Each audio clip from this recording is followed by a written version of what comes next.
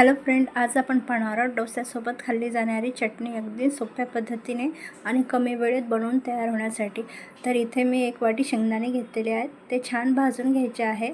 आणि शेंगदाणे भाजत आहेत तोपर्यंत मिक्सरच्या भांड्यामध्ये आपल्याला थोडीशी कोथिंबीर, लसूण आणि 4-5 हिरवी मिरची छान बारीक करून घ्यायची आहे। जाडसर वाटण याचं करून घ्यायचं आहे। अशा पद्धतीने तुम्हाला कितपत तिखट हवं आहे त्यानुसार तुम्ही हिरवी मिरची ॲड करा। आता इथे शेंगदाणे देखील आपले भाजून झालेले आहेत, त्याच मिक्सरच्या भांड्यामध्ये मी ते बारीक करून घेणार आहे। आता इथे परफेक्ट शेंगदाणे भाजलेले आहेत। मी हिरवी मिरचीचं वाटण बाजूला काढून घेतलेले आहे आणि त्या शेंगदाण्याचं छान प्युरी बनवून घेतलेली आहे। थोडंसं पाणी टाकून मिक्सरला फिरवून घ्यायचं आहे। आता एक पॅनमध्ये ते तेल टाकायचं आहे। तेल छान गरम झालं की त्यामध्ये अर्धा चम्मच मोहरी, अर्धा चम्मच जिरे आणि 4-5 कढीपत्त्याची पाने टाकायची आहेत।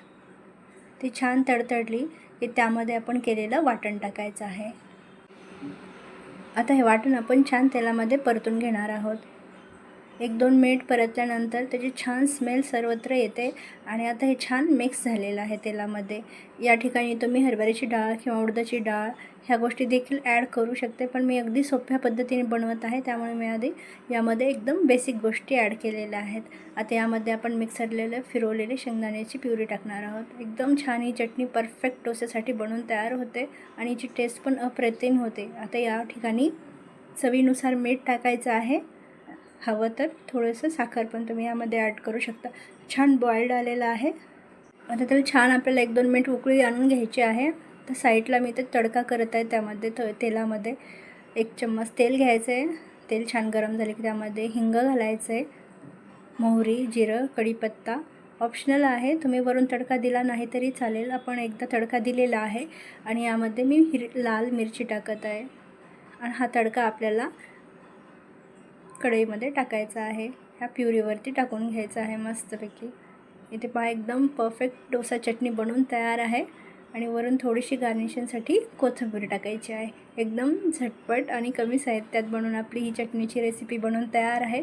डोसा असो, इडली असो, कुठल्याही गोष्टीबरोबर ही अगदी भाताबरोबर पण ही चटणी खायला खूप टेस्टी लागते। ज्या दिवशी तुम्हाला उपवास आहे त्या दिवशी तुम्ही ह्या गोष्टी टाकून चटणी बनवा, अप्रतिम लागते।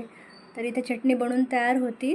आता साईडला माझे डोसे पण तयार होते आणि एकदम परफेक्ट दोन्हीचं कॉम्बिनेशन आहे, डोसा आणि चटणी। इथे डोसा रेडी आहे। अशा पद्धतीने तुम्ही चटणी बनवली तर एक नंबर बनवून तयार होते।